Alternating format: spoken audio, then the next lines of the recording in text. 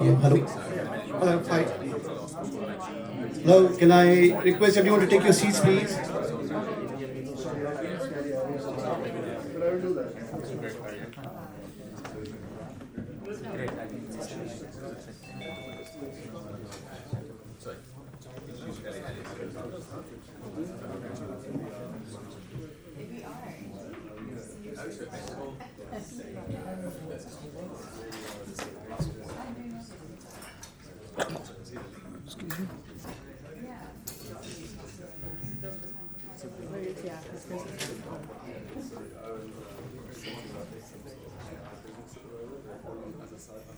Thank you.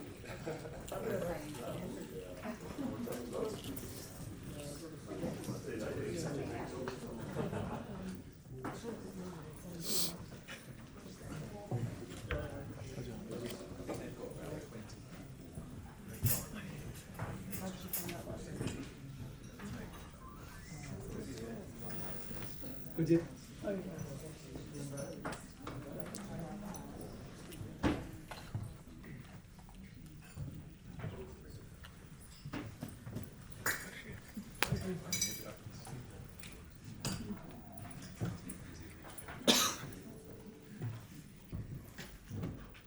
Okay, good evening, everybody. For those who don't know me, my name is Subhash Ghosh, and I welcome each one of you out here for the 6th episode of Tech Tuesdays. We also have a fantastic panel out here, and I'll sort of come to that a little later. For some of you who are attending Tech Tuesdays for the very first time, Tech Tuesdays stemmed from the very idea of building a community that ideates, nurtures, and then fosters a free-flow discussion of disruptive technology which have the potential to impact 1 billion lives.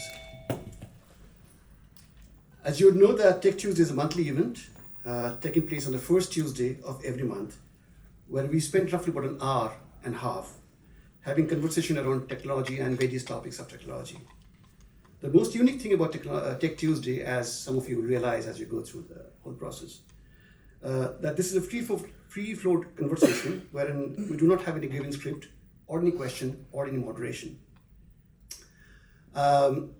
It is very imperative for me that I must thank our partner, our sponsor, KNL Gets, for this particular support. They have been supporting us for the past 5 months, and I hope to have this association for the next 1 year more. Last but not the least, I would request each one of you to spread the good word around during the event as well as after the event. Our Twitter handle is @TechTuesdaysUK, and on LinkedIn, please use the hashtag #TechTuesdaysUK. We've also created a video bite station where we will invite some of you to share your thoughts on Tech Tuesdays. This is going to be right after the session, during the time of networking and drinks. Your comments obviously are highly appreciated, and for your record, this will be shared across all our digital touchpoints. So kindly ensure that you hang around after the discussion, after the primary session. As you know, every episode of Tech Tuesday is based on a particular technology theme, and the theme for this evening is CleanTech and Sustainability. And to drive the discussion today, we have an amazing panel with us. Let me take the pleasure of inviting them and request them to take their seats. Can I have a round of applause, please? We have Neelam Banks, Knowledge Transfer Manager, Net Zero at Innovate UK KTN. Neelam, please. We have Adarsh Verma, Director at WSP. Adarsh.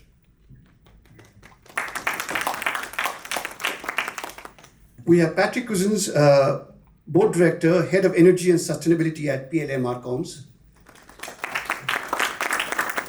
And last but not the least, we have Rutang Thanawala, who's the Director at Deloitte, UK.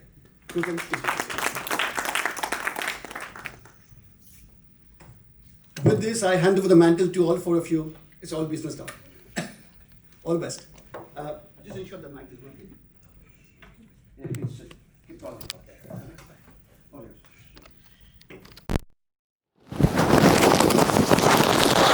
Very good evening, everybody. A real pleasure to be here with Tech Talk. And a big thanks for the invitation from Subhash. It's my first time at Tech Talk, but great to see this series moving forward with a range of innovative ideas being discussed. I want to begin by introducing myself. As Subhash said, I'm a director in our risk advisory practice with Deloitte UK. I'm also a trustee of a science museum, and I hold a visiting fellowship at the London Institute of Banking and Finance. At Deloitte, I focus on climate and sustainability. These are big themes now, and as most of you will know from your own workplace and socially as well, there's a lot of interest from organizations, whether it's the public sector or financial institutions or corporates, in engaging on sustainability. So it's a lot more than me. There are various partners and colleagues involved with sustainability. My own specialism at Deloitte is on climate scenario analysis and climate action. Especially, but not only, on net zero and decarbonization. And really pleased to be here and sharing some thoughts on that. I'm going to give the floor to maybe Neelam first and take it from there. Yeah, so I'm Neelam Banks. I'm from Innovate UK KTM, so we're the Knowledge Transfer Network part of Innovate UK. I'm a Knowledge Transfer Manager for Net Zero, so I work across the board.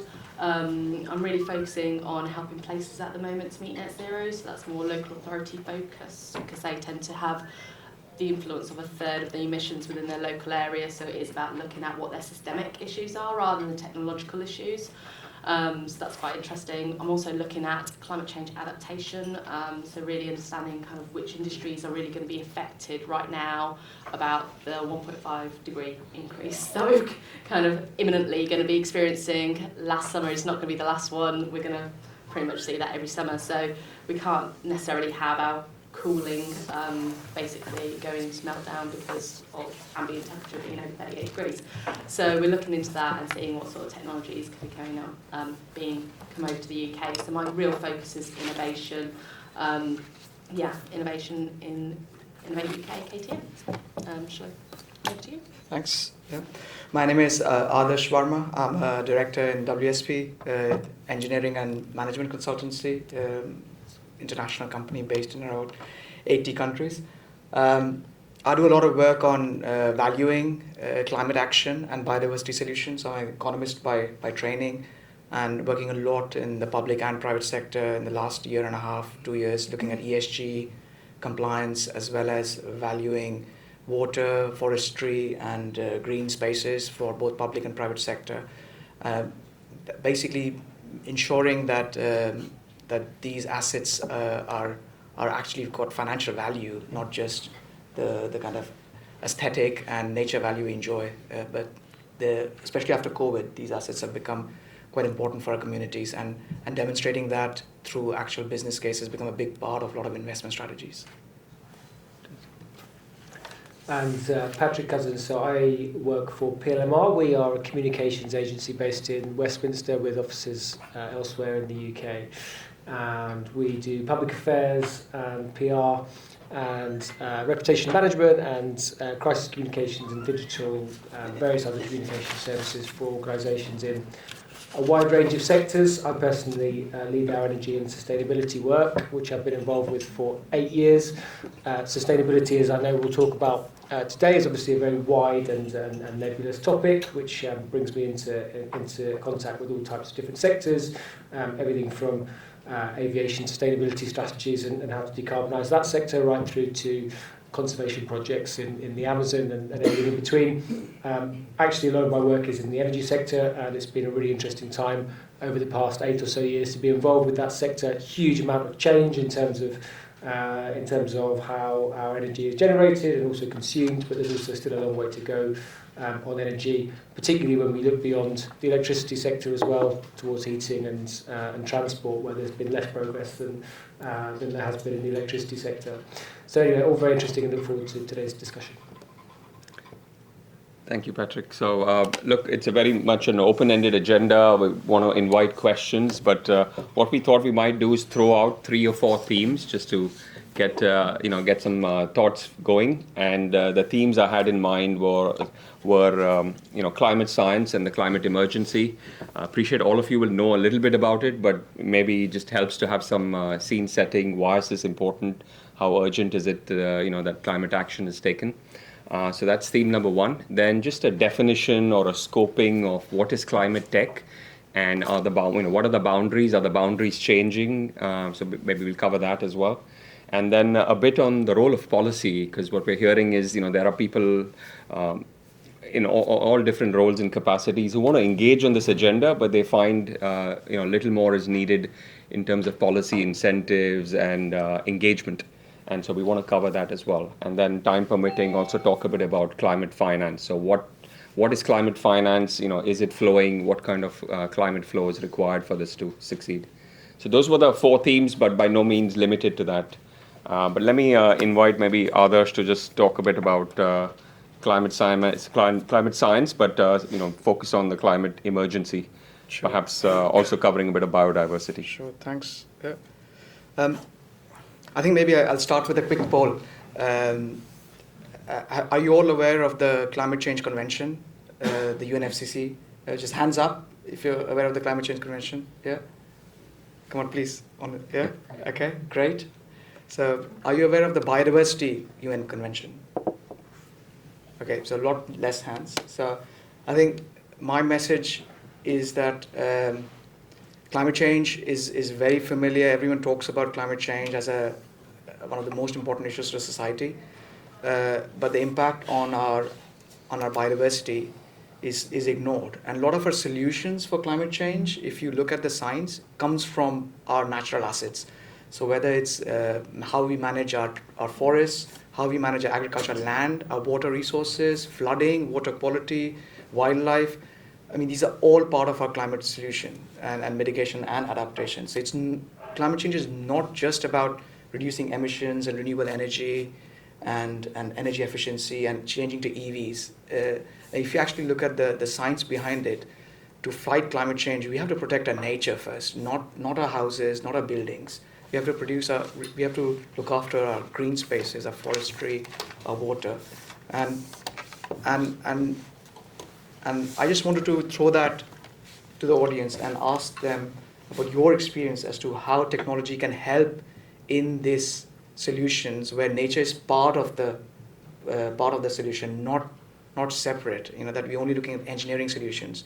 How do we ensure that we manage our green parks in cities, which are helpful for air quality, for controlling our temperature around urban centers like London? How we ensure that our rivers are carbon sinks, but also the quality of the river and the flood protection ensures that the damage from climate change is avoided. So that is where tech has a big role to play. We're seeing some really good ideas in the public and private sector as to how nature is helping in fighting climate change. For example, a lot of water companies like Thames Water are actually investing in land-based management, in forestry-based management, in crop management to ensure that we have waters in our taps and we don't get flooded in our streets. And that is way cheaper than engineering solutions like flood protection equipment. So I think I wanted to just throw that as a really important kind of headline message from my side, which affects policy, finance, and economics. And you might have some good projects as well on this topic if you want to add. I've just got one that I'm looking at the moment, which is what are they called? Peat. So peat emits a lot of carbon when it's dried out, and at the moment local authorities are having to account for that carbon emitted in their carbon accounting, which is causing a real issue. So actually lowland peat is a big issue, and they are looking for technological solutions for that right now. But of course you've also got the big logistic hubs that are going up, which are just concrete heavens, and it is very much when you're getting those temperatures going really high, you're going to have adverse effects on those logistics hubs. So would a green roof, easy solution, help that? Yeah. Those sort of solutions I think you're thinking about. But then of course that has like really good health and well-being impacts as well, because we need more green spaces for people's well-beings. We hear about doctors prescribing walks and access to these spaces. So there's so many different dynamics here, because I know that there's some bad press around net zero as well, and it is very much like, why wouldn't we be reducing the use of our natural resources, or creating these nicer spaces for people to live in, or having lower air pollution? Yeah. Like it's a bit more common sense rather than just looking at the net zero output. So should I go into my bit? Yeah, please. Yeah. So maybe tell us a bit about what your views are on, climate tech. What is climate tech, and Yeah. So where is the KTN focused at the moment? yeah, so I was looking into this because clean tech is such a broad term. I was like, I'll just go double check this. And it is still a broad term. So it is basically any solution, any technology that will help somewhere reduce their emissions. That's what Wikipedia told me, which I know is not valid, but still, it's a good source.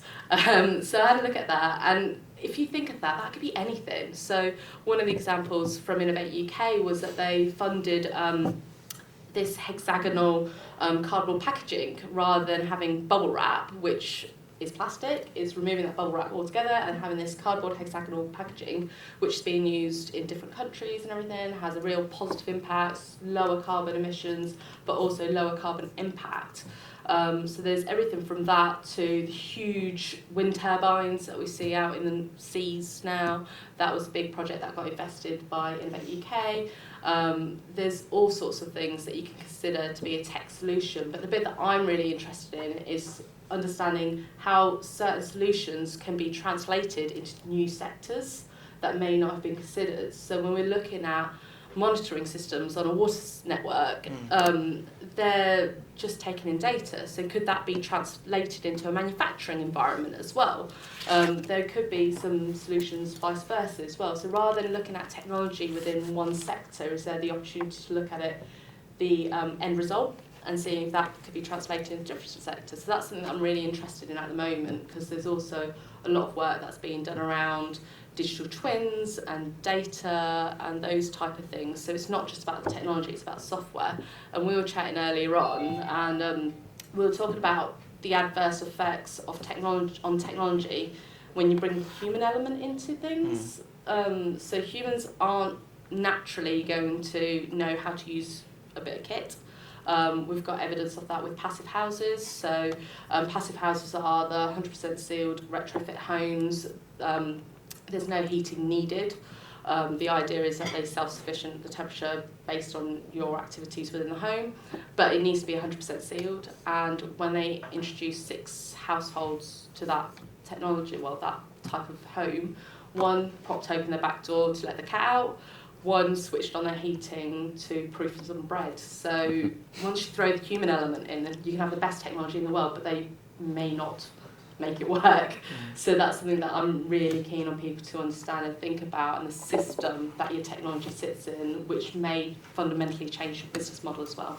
So talking about clean tech is basically anything that could help reduce, a solution that can help reduce the carbon, so mitigation more than adaptation. So I think that's what I learned. Very helpful, yeah. So Yeah. I'm hearing many things there. Yeah. You focused a bit on removal of emissions, but there's also mitigation. So even before you remove the emissions, what can we do to mitigate? There's a role for technology there. And then I'm hearing you say that, understanding of climate change and preparing for it, but also measuring it, because without that we can't make enough progress.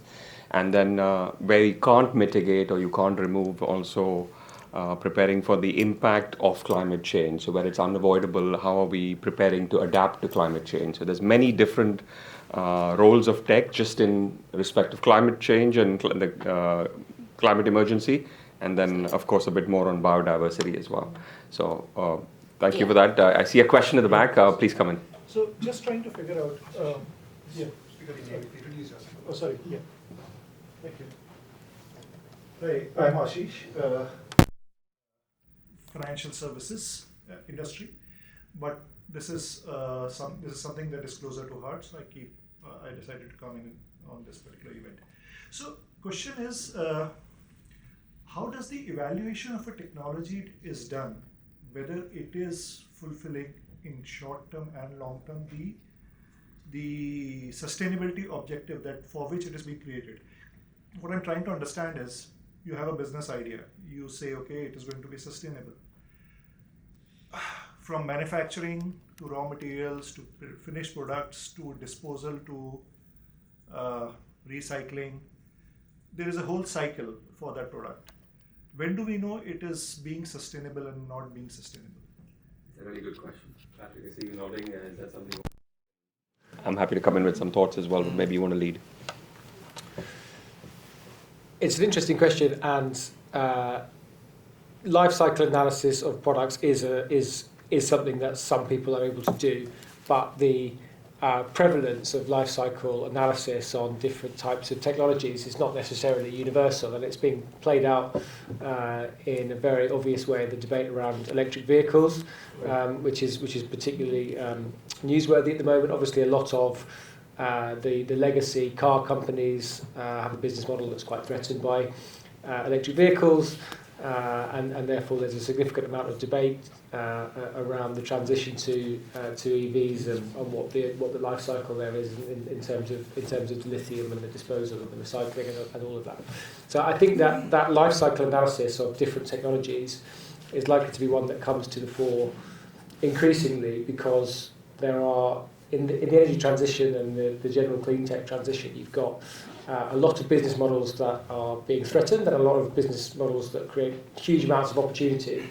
And in between all of that, there's the opportunity to create a discourse and to try to inform the debate around it. So EVs, the debate's been quite successfully captured, I would say, by the EV industry in terms of what the emissions are for electric vehicles at the point of use, but actually for the life cycle emissions of electric vehicles, although EVs would, in my opinion, still come up pretty clearly on top, there is more of a debate to be had, and I think you will start to see more of those types of debates featuring in the public discourse. Are there any formal organizations or something who does do these evaluations or something? Yeah, it's really good. Do you want to comment on this, and then I can comment on the specifics of which organization? Yeah, I think the very short answer is that for some products and services, it's very easy to look at the sustainability impacts. You know, if I only consume non-plastic, okay, and it's very difficult. Okay, if in your house, if you say, I will not consume any plastic, and I'm only going to consume anything which is not plastic, whether it's wood, cardboard, it is very difficult to work out the sustainability impact of that. Okay, but EVs, I'm actually doing a study for 13 European countries right now, looking at the cost of transitioning to EVs versus petrol diesel, and the data is there. Some of the data is hidden, like you're saying about the minerals, and most of the minerals come from autocratic countries, for example, and they have human rights issues. So a lot of the data is, but you can do a very relatively simple calculation for EVs over a lifetime of a vehicle, compare it with petrol and diesel, like for like models. It's very straightforward. And that's the short answer. You have a lot of products like EVs where you can do the calculation very quickly, but you have 10 times the products where you just don't know the boundaries of your behavior, because there's so many factors coming in which affects the sustainability. It's all about the right kind of policies, reducing waste, reducing usage, which helps managing that huge group of products which you just can't calculate as easily as you can do for some.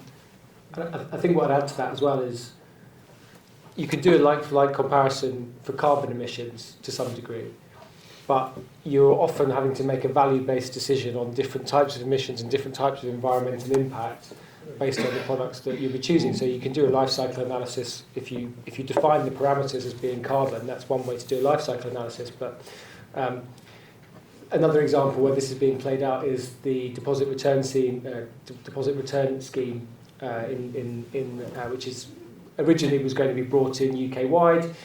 It's still due to come in the UK as well, but in Scotland they've been moving faster with the deposit return scheme, and we're intending to bring this in relatively quickly to include glass. And Westminster have said we're not prepared to accept glass in the deposit return scheme for a number of practical reasons as well. But even within that, you have the benefits or not benefits of using plastic and glass packaging depends on whether or not you value the fact that there has to be such a high level of process heat in the recycling of glass, that there's more weight involved in the transportation of glass. So how you calculate all of these different factors and bring them together and put different weightings and priorities on different issues is a value-based decision. It's not simply an economic calculation.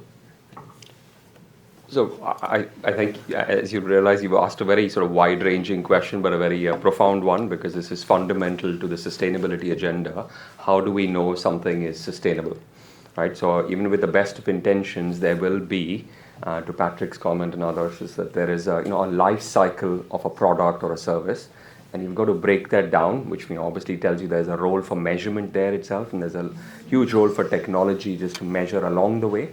But very importantly, also a policy environment or a governmental intervention, perhaps, to define what is sustainable, and that has progressed in certain jurisdictions globally.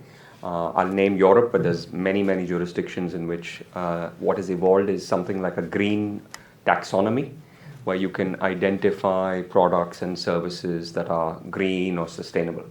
And the idea is to align it with sustainable development goals more globally, which has been accepted by the United Nations.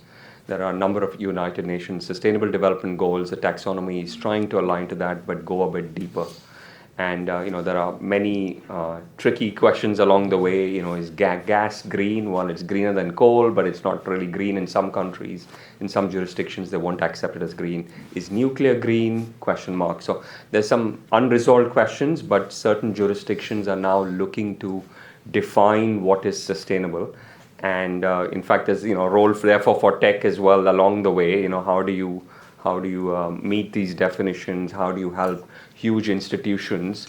If you take consumer goods and services, for example, the Procter & Gamble, the Nestle's, and so on, they work across a range of products and services. How do you classify something as green right across that product space?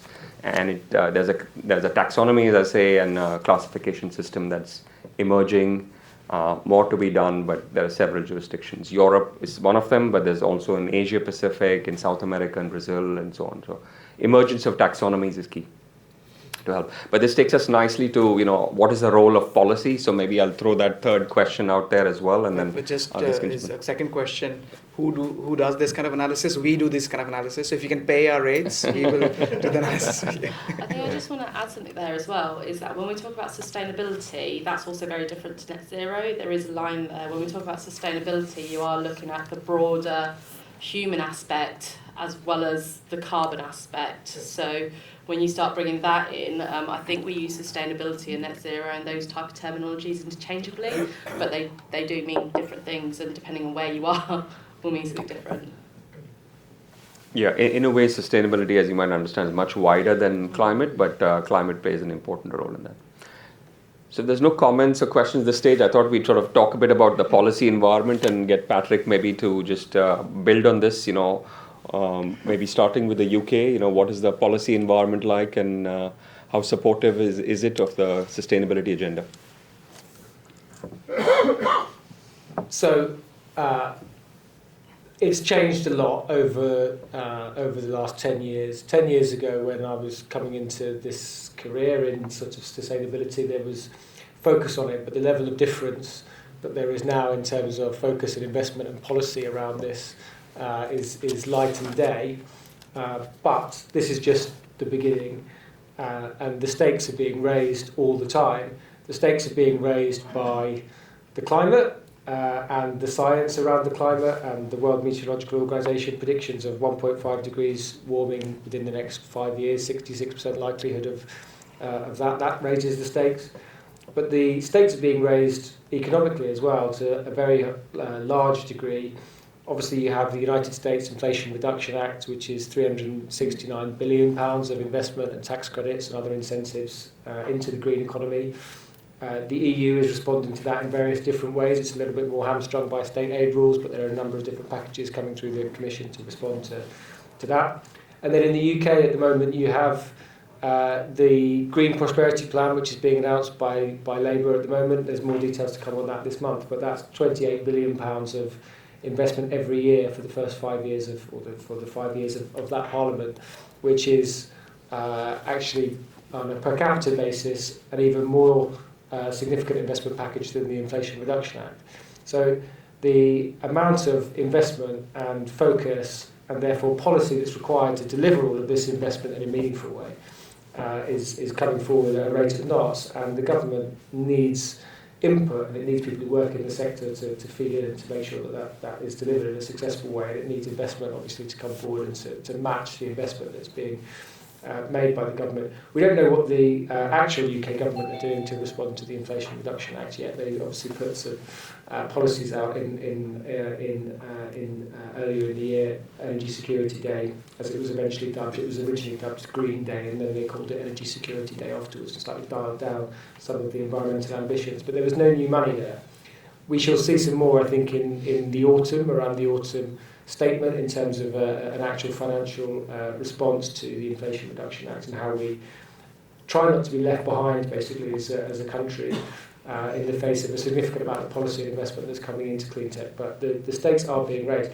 And one of the things that I think is quite interesting in this as well, and it touches on your point, Nilam, as well, this sustainability is not just about meeting environmental commitments anymore. It's now a mechanism and a vehicle for delivering a whole range of other social changes. And so you see that with the Inflation Reduction Act, and you see that with the Green Prosperity Plan, the way that's being talked about as a mechanism for creating jobs and for redistributing wealth into different parts of the country. It could be well-being and getting people outside. So there's numerous different dimensions to this, and sustainability is increasingly the kind of macro driver that's producing change in lots of different areas. And that will only increase, and the stakes are only being raised all the time. I see a question at the back. Please come in here. Pratap Tambe, Tata Consultancy Services. I think sustainability is a good thing, but I think a lot of people are riding their horses on this thing and getting their own agendas fulfilled. And I think that is not good. It's very important that we do the minimum necessary, and the minimum necessary needs to be published, supported by policy, and all the paraphernalia, wasteful things should not get on the bus unnecessarily. But the most important question I have is how I think making a transition in this sector, that sector, etc. is going to require a huge amount of money. Where is this money going to come from? Who's going to pay for that money? Where is that? Who's going to fund it? If we don't find that money, will we just die out? Very good and provocative. So thank you for that. It also takes us to the fourth pillar or theme we want to talk about. So I think your question is who's funding it, and auxiliary question there is is it for real in terms of sustainability? Is green really green, and is everybody playing fair? So there are almost two questions there. So let me start a bit with climate finance, and want to also get other people's experiences on this, both on climate finance, but also to Patrick's point, is there any personal experience you would like to share on the policy agenda? But let's start with this one. Where is the money, and who is going to bring it? So look, we don't have any magic answers here, but it's really there's since the Kyoto Protocol and the Paris Agreement of 2015, when the governments came together globally and decided to tackle climate change, there is clearly both ambition and vision to increase the spending and flow of capital to help countries most impacted by climate change, especially middle and low income countries. Some numbers have been thrown out and we're nowhere near there. So I'm going to try and remind myself, but we're talking of somewhere in the range of 250 to 300 billion a year just in certain forms of capital. We're talking of capital infrastructure investment coming from private capital as well as public capital, flowing ideally from rich countries and arguably those more responsible for emissions to poorer countries.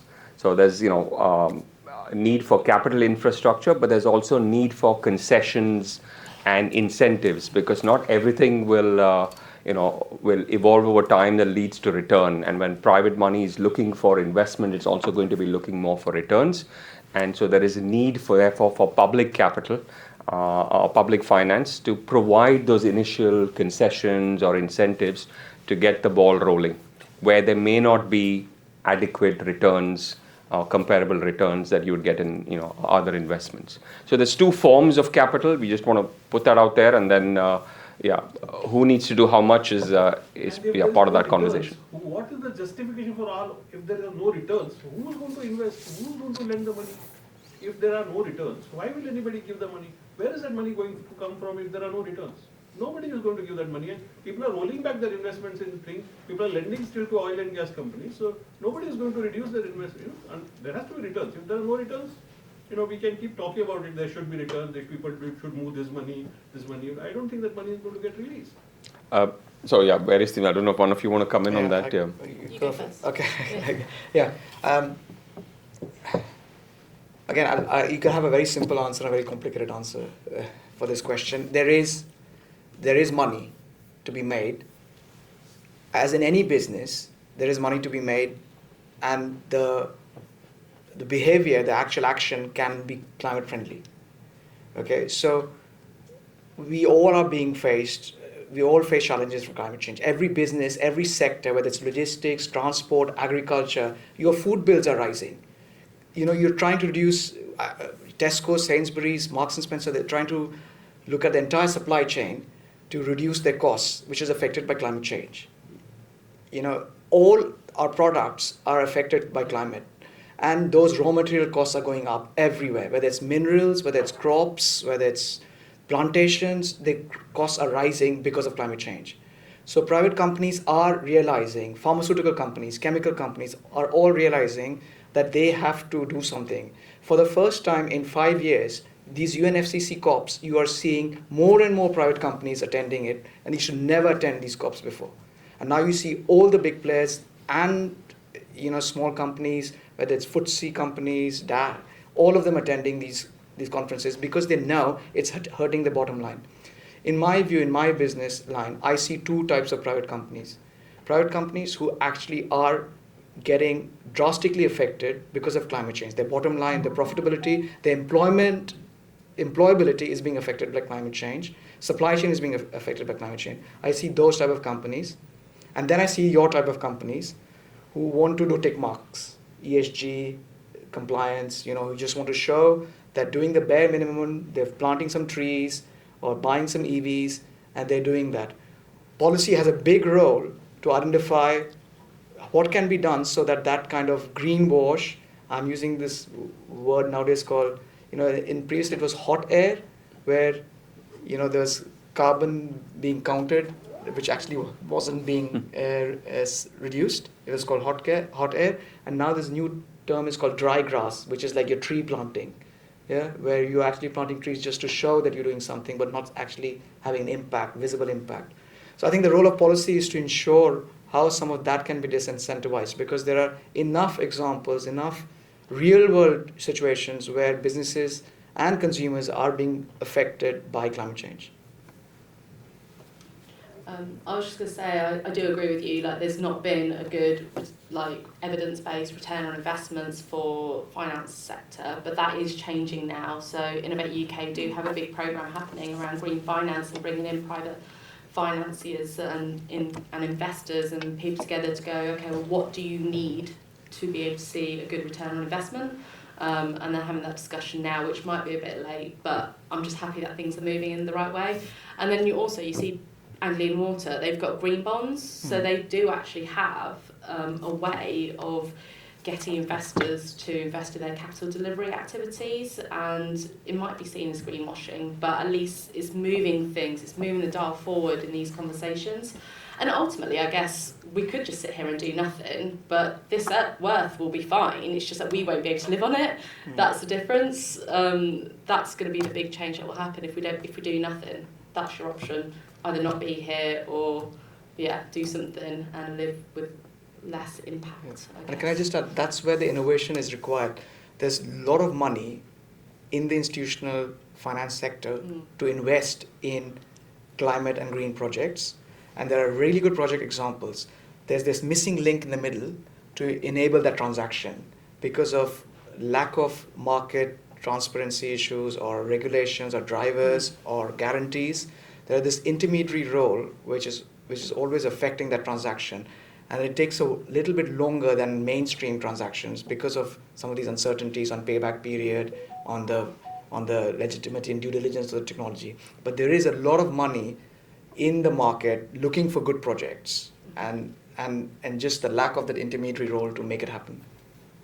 If I can add to that, just Bloomberg reported in April 2023, I think, that about 1.1 trillion of money is being invested in climate tech in some form or another. So, the money is emerging. Where the returns are going to fall short or the very long term, infrastructure is a great example of that. The returns are going to be longer term, even if it's green or sustainable. There may be a need for other forms of finance. And so I'm just going to share some facts with you because this came out from the Paris Agreement and what have the governments agreed to do. Where will the finance come from if I try and answer that? So carbon markets have a huge role to play for intermediation, for those who just cannot reduce their emissions, they cannot remove them, they want to offset, they need that intermediation, they need supply and demand to come together. So we're looking for about 80 billion of spend to facilitate that intermediary role through carbon markets. This is not my number, this is the number that governments have sort of agreed to and reports have confirmed. About 75 billion from philanthropy. There are many companies, corporates, countries that have benefited from getting ahead since industrialization, and there's a role for them to play at the individual level or the national level. So philanthropy is number 2.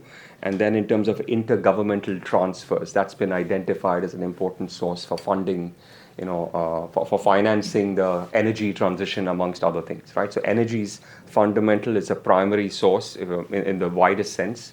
Heat, transport, and power generation. If you bundle all of that together, it's about 74 or 75% you can attribute of all global emissions fall together in that. So energy transition has a huge role to play. And for that, you may need intergovernmental transfers. You can't ask poorer countries to transition out of coal, transition out of other fossil fuel intensive sectors at speed, at the urgency required without some kind of financing. So, the numbers there are 205 billion, and what that amounts to in practical terms, about 0.7% of GDP needs to be allocated, towards supporting, transition finance really. Now, is that happening? The answer is no, but that was the ambition that was set out. And if that happens, then we can move at speed. And to your point, and is this important? Is it urgent? Very much so. It's one of those transformational things, a risk that we can hardly see any other risk that has this much certainty. We may not know for specific events, whether we're talking of floods or hurricanes or typhoons, what is the likelihood and severity. But climate risk as a whole, there's hardly any more certainty. The science has established that. So there's a lot of value in putting money to help us all. Some of it public, some of it private. So those would be my thoughts on the importance and the urgency. I see a question at the back. Yeah, please come in.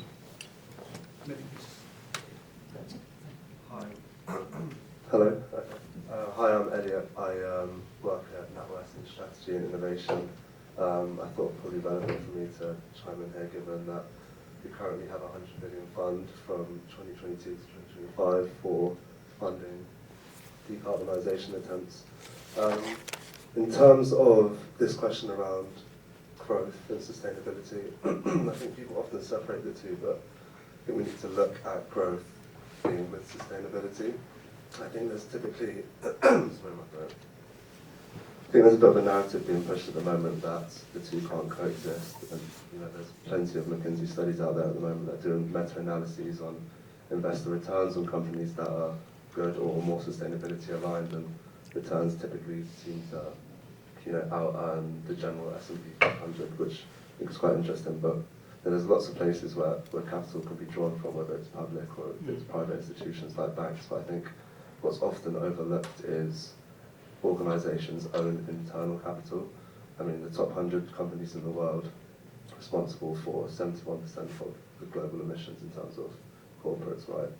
I think whether on purpose or not on purpose, the narrative is being pushed at the moment that there isn't enough money and we can't be allocating money to that because we have other priorities, etc. But if you look at the likes of Amazon, etc., if their priorities were right and if they were really forced into spending that money on decarbonisation schemes and transitioning, I think we could make significant progress. So I think what needs to be done is pressure needs to be put on these companies to invest more money into these decarbonisation attempts, because there's a massive pool at the moment within organisations for decarbonising. They're just choosing growth over, they're choosing to invest in other priorities that aren't necessarily sustainability aligned. So I think people often forget that the internal money that corporates have is huge, and more of it should be allocated towards more sustainable initiatives.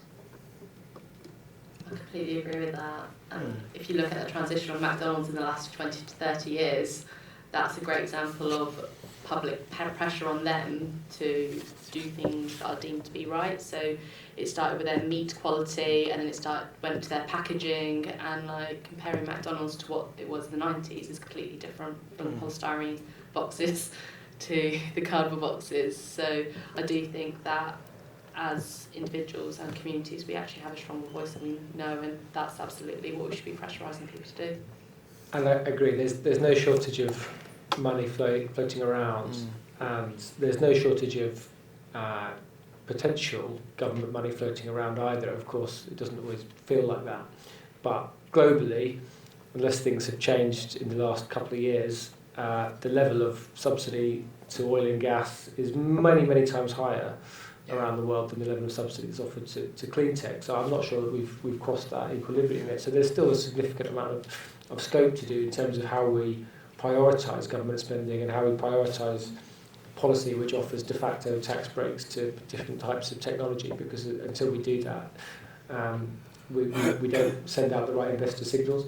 It's interesting, even with the discrepancy that we have in the UK at the moment, where oil and gas receives a 91% in the pounds tax relief for investing in new exploration, new worlds. But that relief is not available to renewable generators and others who are being taxed through the electricity generator levy and other types of policies. So we're incentivising the wrong things. The money's there, we just need to distribute it better and incentivise the right things through the policy system. There's a question at the back here. Good evening. My name is Amy Bowe. I'm a climate tech entrepreneur and more broadly a sustainability professional with 20 years of experience working with the oil and gas industry around sustainability. I wanted to pick up or continue sort of this discussion around returns on clean tech or alternative forms of low carbon technology. It strikes me that one challenge for corporates who are looking to invest within low carbon technologies, or even for governments in drafting policies to encourage investment, is that the conventional way that the economics of projects are considered in some way presents skewed results, because they're not taking into consideration the cost of carbon. And you referenced carbon markets earlier. We do need to differentiate between voluntary markets and compliance markets. But compliance markets are a way to try to make that cost of carbon explicit in terms of its impact on project or corporate economics. Another tool that can be used, particularly from a policy perspective, is the concept of the social cost of carbon, in taking that into consideration in policy development. So I'm curious to just hear from the panel your own perspectives on how you see sort of carbon markets or social carbon costs sort of evolving or expanding globally, because it does strike me that there's actually been maybe less focus on putting in place compliance markets or making those costs explicit recently. I can take that. Please. Yeah. That's a great point, and a lot of economics there. So I'm going to try and give a quick university lecture before I answer your question. So just for everyone's knowledge here, when we talk about social cost of carbon, it's the cost to society of the damage carbon causes, and it's measured through willingness to pay, looking at asset values which are affected by carbon. Universities like London School of Economics and the government work together to measure these values. So right now we have the European Union Emission Trading Scheme, and the cost of carbon is around 70 to 80 euros per ton of carbon right now, whereas the social cost of carbon is around 350 pounds per ton of carbon. So there's a massive difference between what the market is recognizing and what the most premier institutes and renowned professors and companies working together to come up with the social cost of carbon. So there's a huge difference between the two prices. Now, a project which reduces carbon, first of all, reduces energy consumption. So you can value that. And that's your rate of return, can go in the rate of return calculation. So say a project costs £100 million. You first work out, okay, that £100 million investment over a certain lifetime reduces energy bills. You can work that out. Then it reduces the carbon emissions. You work out the price of the carbon emissions. You can work out the market price and the social price depending on who recognizes that value. Those investment creates jobs in the community and in the supply chain. You can measure that value as well. Those jobs have economic values and social values. It creates a community spirit. It gives people jobs. It helps in health benefits. Now the government has guidance to calculate that social value as well, in addition to the social cost of carbon. When you package all that up, the rate of return can be very significant compared to a pure financial rate of return. And this is where innovation is needed through policy and through the way banks and investors are valuing their investment. Because just looking at the financial rate of return is not enough on a project when it has so many other benefits. And an intermediary is needed to show those benefits together. So it could be that a builder, a housing builder, doesn't want to put in green technologies because it's going to add to their cost and the rents are not going to cover for that cost. But if an intermediary can show that those benefits are for health, then the NHS can pay part of the funding. If it's going to create some social benefits, the council can pay part of the funding. The Heritage Lottery Fund can pay part of the funding, and then you bring a transaction together. That is where innovation is required, and a lot of banks like Tridus Bank and intermediaries are doing that in the market to bring these multiple benefits together so that it's not just the financial rate of returns. You're looking at a range of environmental, social, cultural benefits, and some of it can be valued and recognized by the private market. ESG investors, impact investors are recognizing these benefits, but it's not mainstream investment, and that's where policy has a role to play. Absolutely, yeah. So look, this is a really important point being made about the valuation framework. So a measurement of and accounting standards that support that need to change. They need to evolve. They are, questionable whether they're moving at the pace required, but there is more harmonization even in the accounting profession to recognize this and make sure this gets disclosed along with other financial statements. So to that point about financial return, look beyond it because there may be other things.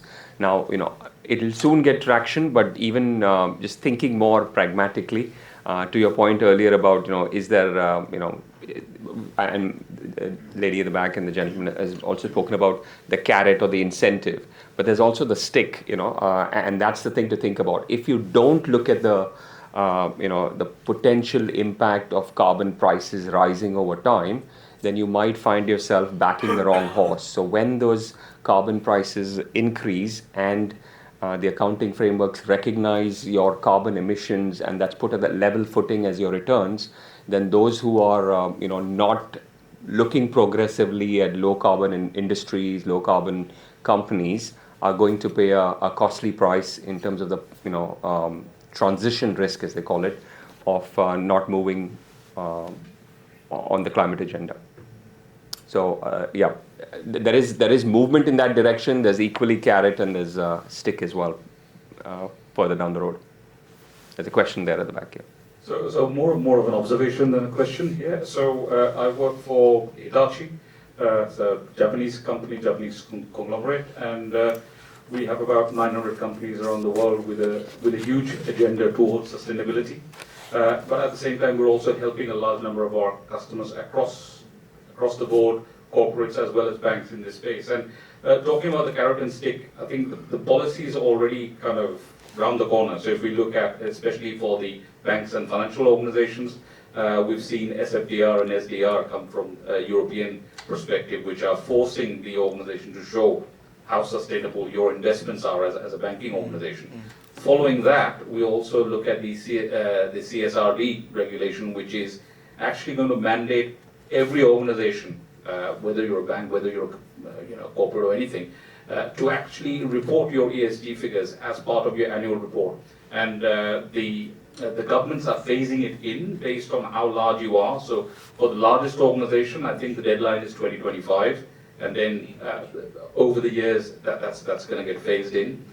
I think the other thing around carrot and stick is, on the one hand, obviously you can kind of push things through policy, but on the other hand, you also have to look at the pull effect of this.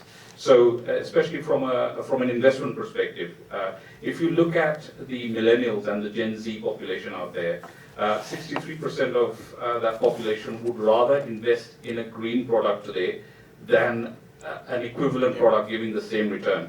So automatically the market itself is kind of pushing, especially the financial organizations, towards such investors. And as a result of that, those financial organizations then have to ensure that they're investing in organizations and companies which have a kind of a credible green agenda. Again, there's a whole supply chain of data and information linked to that. So if we look at, as you mentioned, the methodologies and the metrics that are being captured today, whether it's from Bloomberg, from GRI, from MSCI, they're all trying to kind of calibrate each organization according to their ESG index. So I think going forward, the ideal scenario would be just the way when we buy a kind of a Mars bar, and we look at we primarily these days what we look at, how much sugar is there, how much carbohydrates, fat, protein, etc.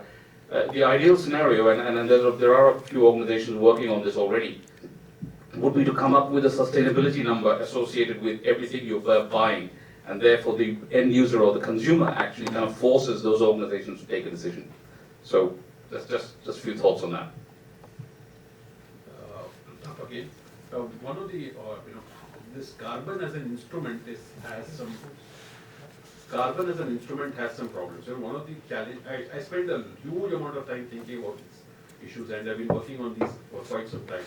Work in the insurance industry and all, and then recently related to carbon. So one of the things is that 1 ton, assuming that the stocks of carbon in the atmosphere are fixed, let's fix them now, and with reference to that, anybody who adds to that carbon needs to be taxed, and that tax basically that tax needs to fund a pool of capital, which basically, because every additional ton that goes in increases the intensity and probability of extreme climate events.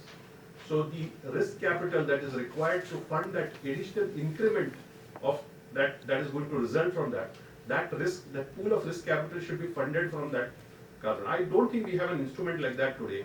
We have something called carbon prices and all. I don't know, it doesn't really create this kind of pool of capital. Any comments on that? So some really good points there. Let me see if anybody else in the panel wants to lead on that. Patrick, did you want to comment on carbon taxes and? So I think the carbon taxes do create a pool of capital that's used for various different climate solutions. And if your point is whether or not it can be directed in a more centralised way, I'm not sure. Industry, right? Yeah.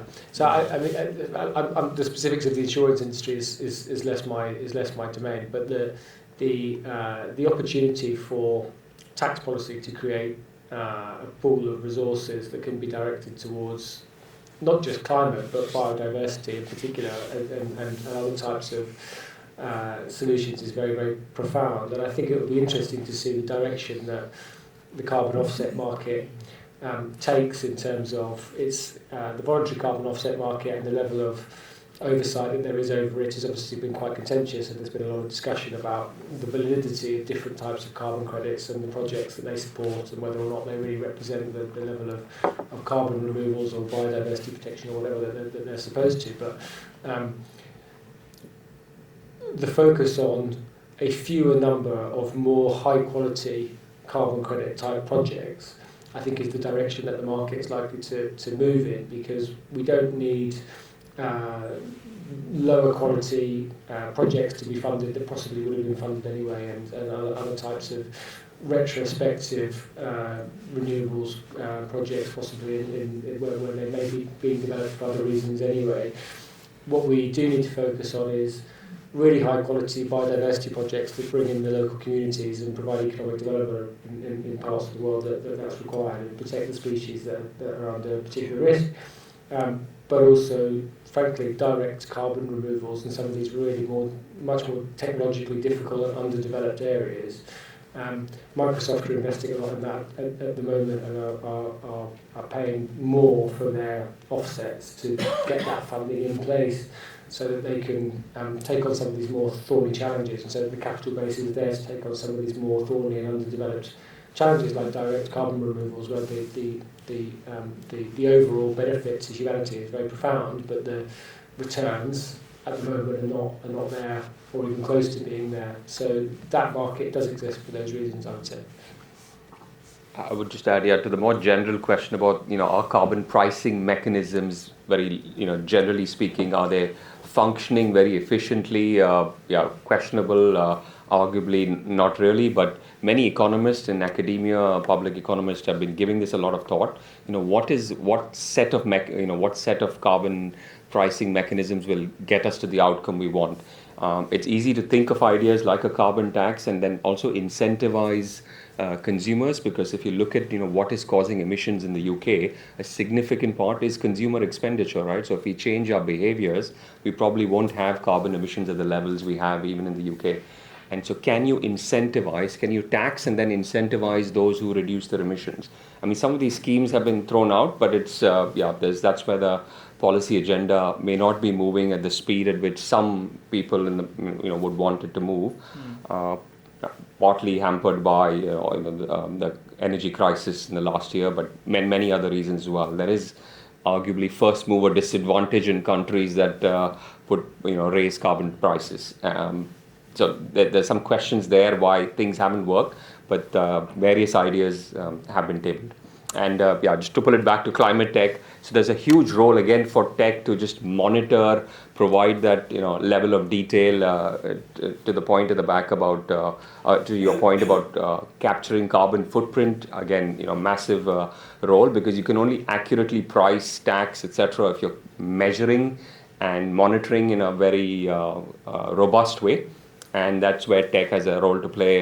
Some banks have taking that seriously and offering consumers the services. Some of you may already be with such banks. You may know that every time you spend on your debit card, you can actually capture your footprint, and some of these banks are offering that service, and that's real-time data moving through the system.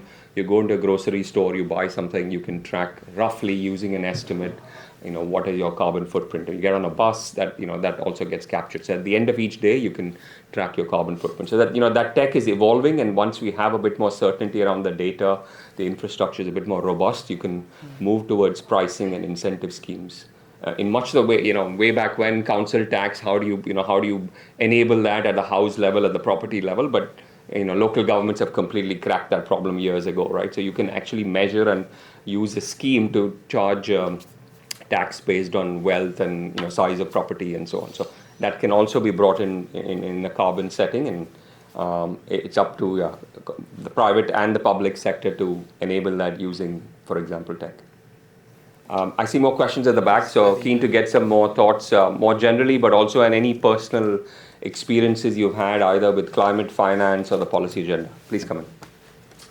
Good evening, Emmanuel. Sustainability space, very technical, at least technical.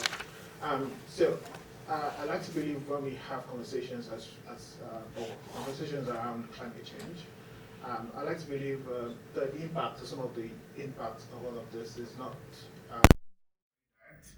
And take, for example, UK's contribution to making sure the environment is greener or sort of don't get to benefit directly from it. For us to really solve this problem, it has to be a collective effort. So when some of those countries actually try to contribute to some of these things, try to get businesses or companies to do things that are actually sustainable, we don't see the direct benefits because there's some countries that are not even talking about it, or they don't have that on their agenda at all. So the question is, do you think there's anything some of these countries or we on the side of the world should do to sort of like, help this countries or companies or people who don't even talk about sustainability at all achieve that? And then going back to what you actually said, some of the things we actually use on the side is actually coming from some of these countries, and they are produced in the most. So do you think there's anything we can do? Do you think there's something we should be doing about that? So just want to know. So really good question. I'm going to just replay it back. A really good question. I'm just going to replay it back a little bit and then open it to the panel to come in with some thoughts. So I think effectively you're asking who acts versus who benefits, right? So they're not always aligned, and what can we say about that, and what is the environment to be more supportive and correctly incentivize. So if I can bring Neelam, did you want to take that one? Yeah, so there are a number of programs actually active at the moment that are looking at energy use in certain countries and sharing best practice, but also encouraging innovative solutions within the UK to support other countries. So there is activity. There's the Energy Catalyst. I think they're going through round 10 at the moment.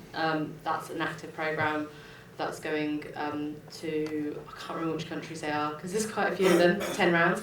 But there's also some bilateral activities happening with India, Korea, and other areas where there could be shared learning and opportunities to have shared benefits. So the one that I'm working on at the moment is focusing with Kenya and South Africa and looking at what the city challenges are within those countries and comparing, looking at what the similar challenges are in the UK as well, and where we can potentially look at innovations in both countries and see if there's cross-cutting opportunities there. Is that kind of what you were thinking of?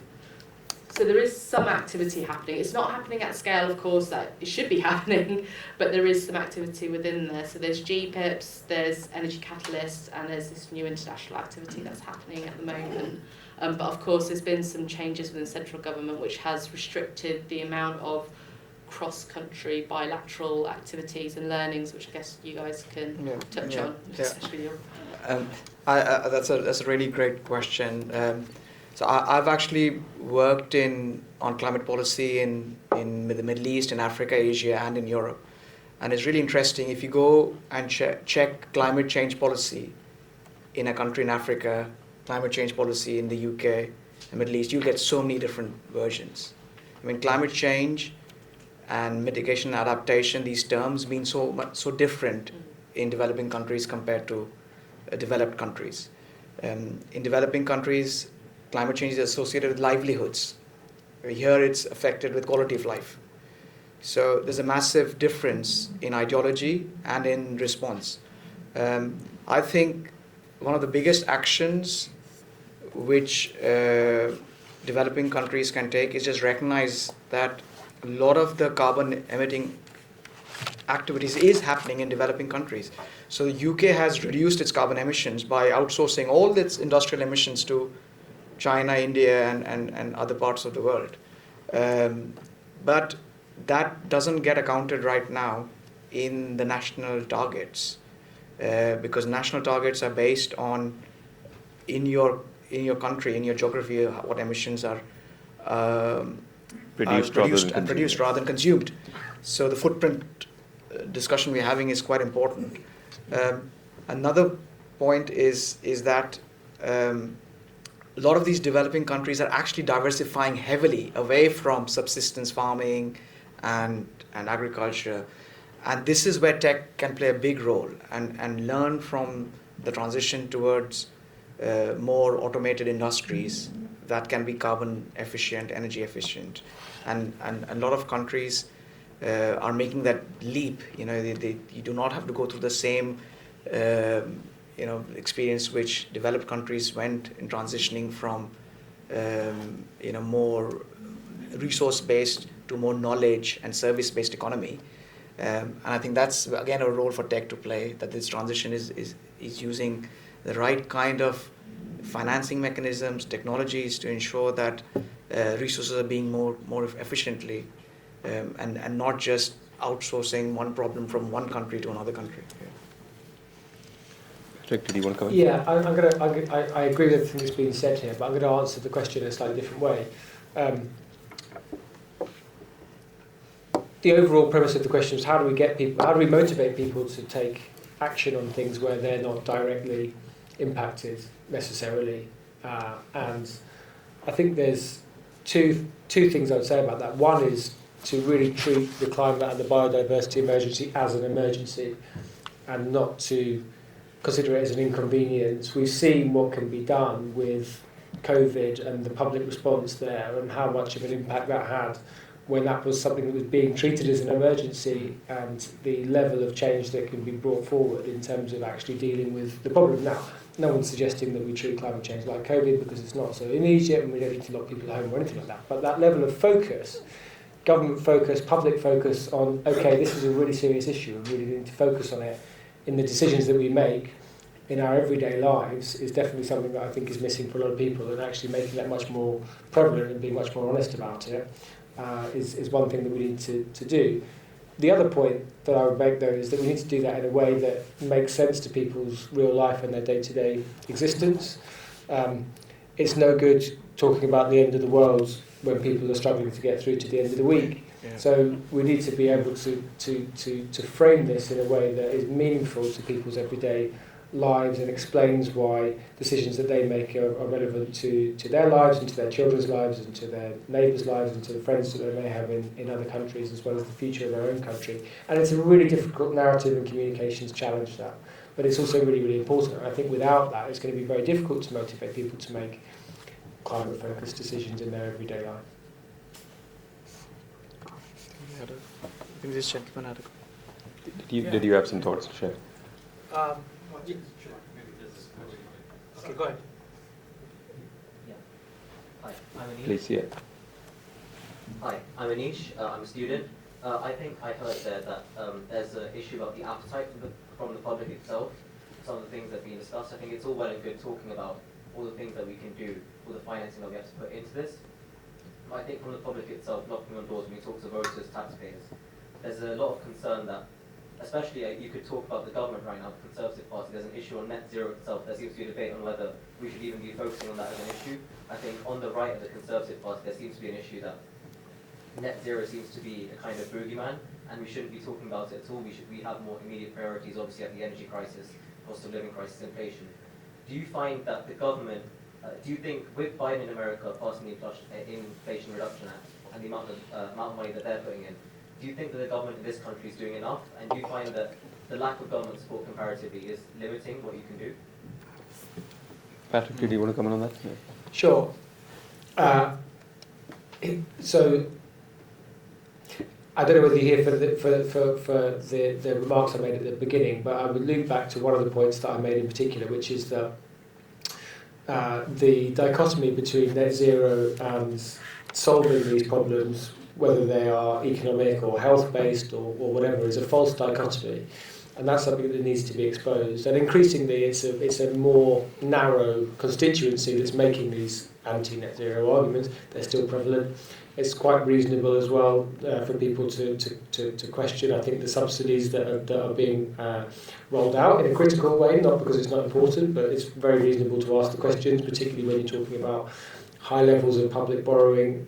Many of these commitments around public borrowing were also made when the inflation rates were 0.1% or 0.5% and not 4.5%, which does change the economics of some of this. But the overall movement, and I think, as I say, this is happening discursively, is to explain why the net zero transition addresses not just environmental issues and not just climate, but it's also addressing these other issues that people are interested in and are passionate about and quite rightly care about, like healthcare and education and everything else.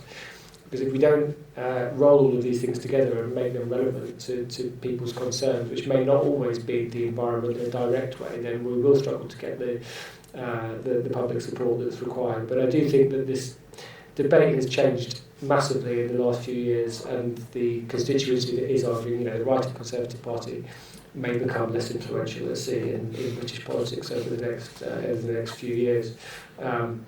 So it will become an increasingly fringe argument, I think. But that doesn't mean that you don't have to keep justifying public expenditure, because you absolutely do. I think also, isn't like 2050 the net zero legislative regulatory target to meet net zero for the UK? So is it actually putting government that we've got to meet the target. That's why there have been these court cases around whether the government are doing enough. So there is the Committee of Climate Change, which are the independent review organisation, who basically holds the government to account on whether they're actually meeting their targets. And if you ever get a chance to read their reports, they're really, really interesting because they do go down to department level as to what the departments need to be doing right now to meet the targets. But yeah, it's government targets, so we have to kind of hit it. So I don't think we're doing enough. I think that the fringe arguments, they're valid, but there's always been a murmur around anti-climate change. That rhetoric's been around for quite a while, and it's quite an interesting one because it's like all the arguments like Brexit and all the other ones, they're all big arguments that will impact people, and people have a personal belief, and that's when it's really, really targeted to change people's opinions. So it's whether you do things for net zero, but also if you're doing things for net zero, you're reducing your resources, you're going to become more productive, and you're going to have happier people technically.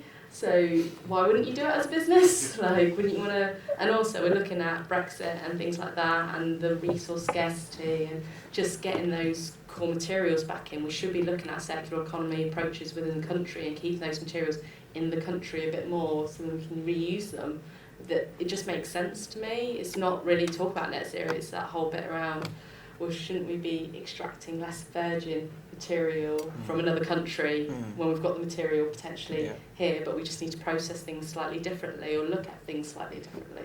So yeah, I might have a slant there though because I believe in net zero. So if I can add to that, I would say the economics shapes the politics, right? So I think that's what you're asking. There are fractions on the right challenging net zero, and it's partly the economics. There could be other political challenges on the science of climate science, but I think most of the people accept that there is proven climate science that demonstrates that the change is for real and anthropogenic. But the economics is fundamental. So my personal view is, has enough been done? I'd say there's a lot of momentum until COP26 in the UK. Since then, things have slowed down. Not just a personal view. If you read the Chris Skidmore report, which tackles, how much has been done on hitting net zero, and are we progressed enough? There's a lot of questions raised, and the government now needs to address them. Whether it's the build sector, property, real estate, or any of the sectors, you have a look. We're falling well short, is the short answer. I also think it connects to the other gentleman's point, UK versus the rest of the world, because one argument against net zero is we could do a lot, it'll cost us a lot, but what if the others don't do it? We're still all in it together. So this is a fundamental, I would say, game theoretic situation that's not going to go away, and we need to address that, but that's what the COP meetings are partly about. Yeah. So, there are still pledges, there are obligations and commitments you're making, but there is no legal rule that says if you fall behind or you fail your targets, you're out of the UN, or you're out of you get some penalty. So it's still pledges that the governments are going to hit. But look, and a fundamental part of the Paris Agreement was for countries that are more developed, that have taken advantage of industrialization, to contribute. And the numbers are really staggering. Looking at 300 billion a year between now and 2030, just to get this on a level footing, to get that climate agenda moving. So without that, we're always going to face this problem that, well, we could do a lot here, but the others are not doing enough. And there are others, the less endowed countries, if I can put it that way, or who are more vulnerable, a combination of those countries who are, waiting for that finance to materialize, and they're waiting for technology and finance to, realize that outcome for them to hit the pledges. It wasn't only about intention and local action, it was also about climate finance. So that's 300 billion a year until 2030 just in concessions and incentives, and then several trillion a year between now and 2050 for those pledges to be hit. Is that happening? The answer is no. So that's the reality of international politics at the moment, and unfortunately the Ukraine crisis has slowed things down. You can't only blame that, but that's certainly one of the challenges we've had. But I think the narrative of international competition again is shifting as well. And where is that international competition? Because for the UK and for many other advanced economies, the future of their economy is not going to be trying to compete with India or China in steel production. It's going to be in the next level of renewable energies, and bring forward tidal, and bring forward hydrogen, and bring forward CCS and all these other types of technology that require investment, but they're a little bit more advanced in terms of what's required from the companies and the infrastructure and the engineering schools and the supply of workers around it. So that's where the economic opportunity is for these countries. It's not in trying to compete with India and China and the rest of the world on some of the older technologies.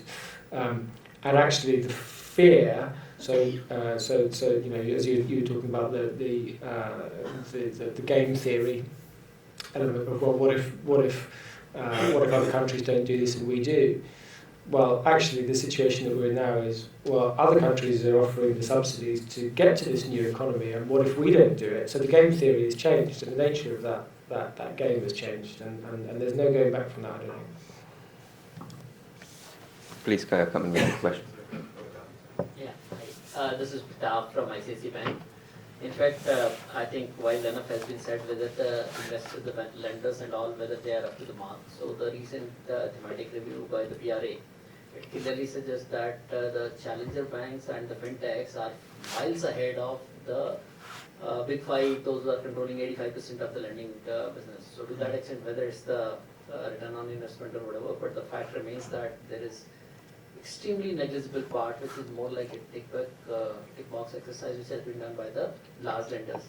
So to that extent, unless, and I'm sure that's again a matter of the policy, the priorities being whether you want to these lenders to support and more in terms of the livelihood crisis more, or in terms of taking to the next level on the ESG investments. And that's thematic review is clearly, I mean, it's just about the last quarter. Last quarter, all the high street banks are far below than even the small challenger banks with less than 1 to 2 billion balance sheet share. Okay, so some really good points there about how much could the high street banks do. Look, the PRA, the regulators are getting involved, and since Mark Carney's days as the ex-governor of the Bank of England, they've tried to put more scrutiny on the financial sector. What has happened is through a series of exercises like climate stress tests, they found that actually the risks are not as material. Now there's some question marks about the robustness of those exercises, but in light of the outcome as well as the politics around it, the regulators have chosen not to immediately wield the stick and impose higher capital requirements on these larger banks. And so that's, if anything, is going to slow some of the action.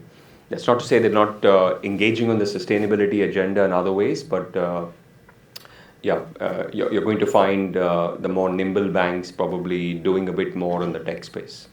So it's unfortunate, but the regulators can only be guided by certain exercises, certain protocol, and once those exercises reveal it's not yet very material, it's hard to take immediate short-term action.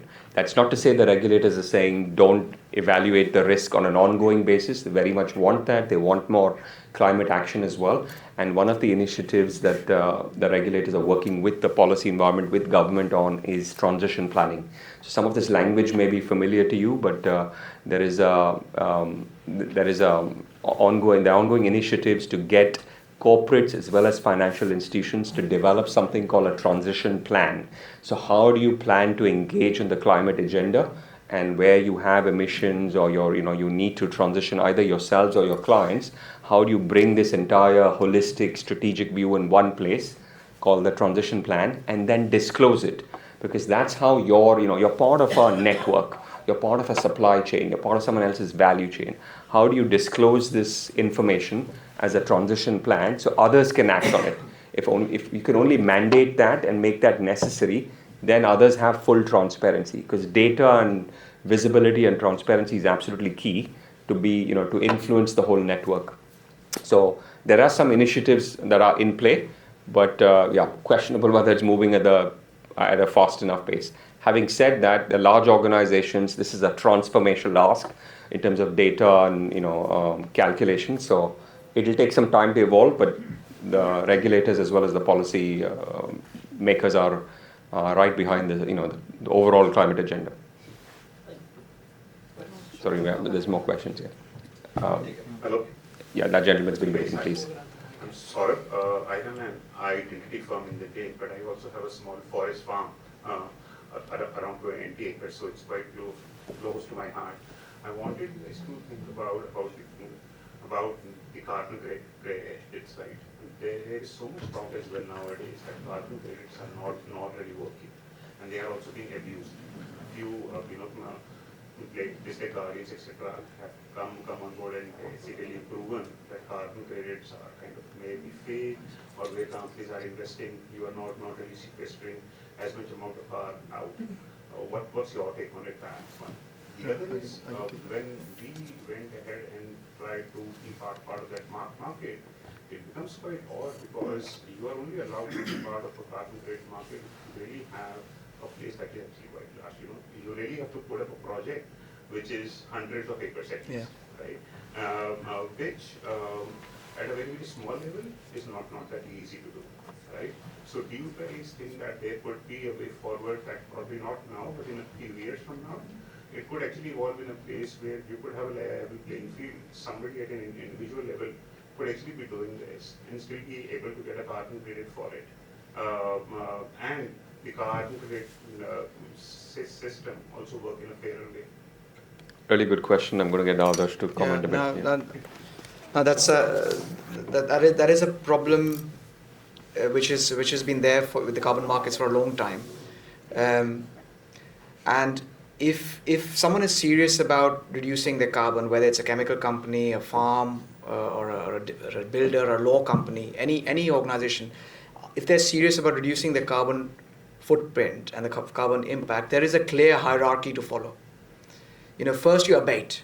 You do whatever you can, whether it's removing the bin from one place to another, replacing your water cooler, or changing your supply chain. You first do whatever you can in-house through technology, through changes in processes, in behaviors. So there is a hierarchy. Any good auditor, when you hire them to advise you on your carbon reduction management strategy, will tell you this hierarchy.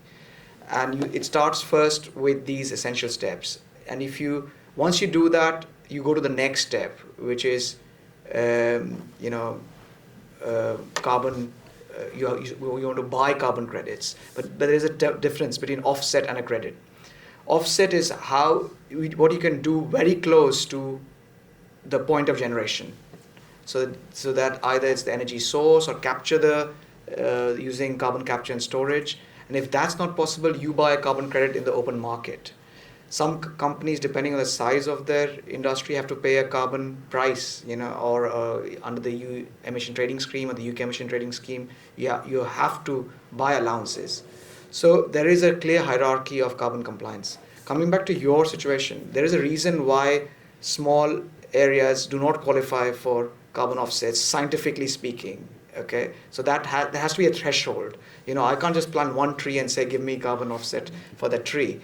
There is a scientific threshold. There's a reason for it, which has been proven. So there's a minimum area, and also where it's located has a big impact on the sequestration as well. So there is enough guidance, and in some countries this guidance is mandatory. Like you have to follow that, and in some countries it's not. So that is where the discourse happens. You can do as much as you want in your land, but if someone else is not doing it, it doesn't have an impact. It doesn't work. So I think that hierarchy applies to biodiversity projects as well. So there's a new legislation now in the UK called Biodiversity Net Gain, which obliges any development, any infrastructure in the country to show 10% biodiversity net gain offset. So if you're building on a piece of land in the city and you can't show an equivalent biodiversity project in the city, you have to do it close to the city. There's regulation for that. And that also follows this hierarchy, but it's so early in the process that it's not as mature as carbon, but that'll have a big impact in these kind of decisions. Hi. Quickly, I'm Shubhankar Prasad. I invest in startups, early stage angel investor, and I also advise product and technology companies. And as part of our, so we fundamentally used to invest only in technology companies. I'm also pleased to say that now we have started investing in climate tech, and we have 2 such investments. One of the things that comes up often is the veracity of carbon credits, and I was also part of a bank, one of the digital banks here in the UK, was part of the climate committee briefly, and we were actually kind of wondering whether we are actually kind of, when we're buying carbon credits, how legitimate it is. And that kind of has always stayed with me. And if climate is indeed an emergency as it is, most of our companies do have head of ESG, head of, why is there no carbon regulator yet in most countries? Or even a minister for carbon, or there's no carbon ministry. But we're talking about regulating cryptos, we're talking about regulating anything in the realm of things that affect us as humans in our livelihoods. Why is there no talk about carbon ministry or regulator, carbon regulator? Do you want to take that, Patrick? It's a very good question. I think it would be beneficial in many ways. I think the short answer is that it's very complicated, and people don't want to take on the kind of complicated challenge of trying to make what would be an international, it would have to be an international standard involving, I would say, all countries would need to sort of sign up to a UN probably standard on the, I mean, you do have some level of UN standard, minimum standard, but if you want to really assess, yeah, and you have, I mean, there are organisations who do basically carbon credit rating agencies. One's called Silvera, another one B0 Carbon, and there are a few other ones around that do assess quality of carbon projects, both in terms of the carbon removed and sometimes also their biodiversity benefits as well. So there is the potential to do that, but what you're arguing actually be brought in-house within a kind of government department. I think a lot of these transactions are necessarily international, carried out by multinational companies investing in carbon credit projects that take place in a third country, so it would need some level of international collaboration. I think it would be a really good thing to bring forward at UN level. If I it's may, difficult to do. just continue with that thought, right? So if you kind of, again, I come from a finance industry. When you kind of think about anything that investors rely on, most of the reports or even studies are regulated by somebody whom the market in general trusts. Thank you. And so, given that in COP, it is actually the governments who are coming in and pledging, why cannot the pledge be succeeded by some sort of an action which can actually, and if corporates are doing it, saying that, hey, here is my team, here is the ESG team, here is the director of ESG, who will focus on understanding what my company's carbon footprint is.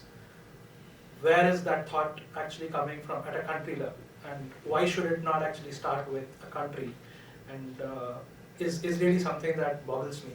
And given that I'm not actually in the sustainability space, but so very keen to kind of understand what the industry thought process really is on this. Yeah. So a lot of countries are adopting natural capital accountancy process, NCAs, where they report on all the resource use, including emissions and waste, water. So Scotland, Wales have done that. Canada does it. Australia does it. Quite a few OECD countries have picked it up, and some developing countries as well. And I think that's a really good path and a way of answering your question.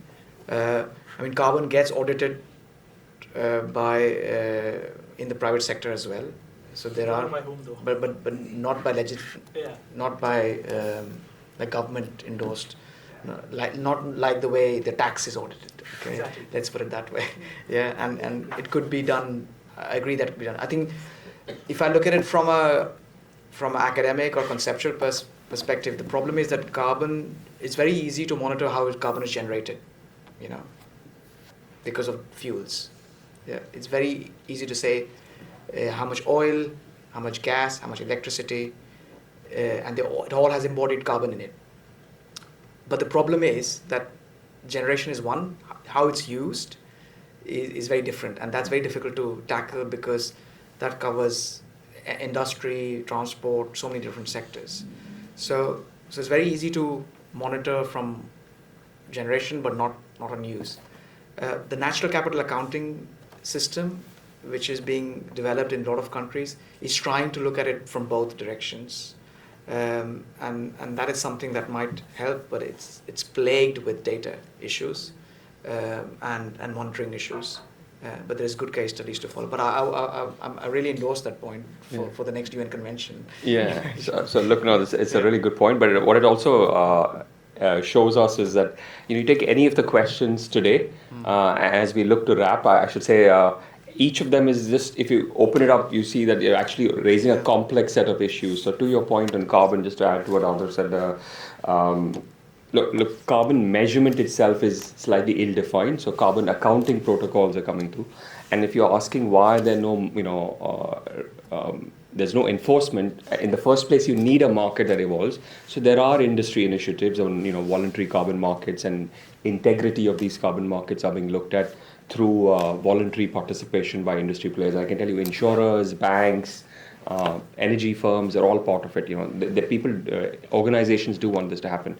But it might be slightly aggressive to have a regulator ahead of that. So they're looking for organizations, the private sector to take some initiative, and then public sector will also monitor.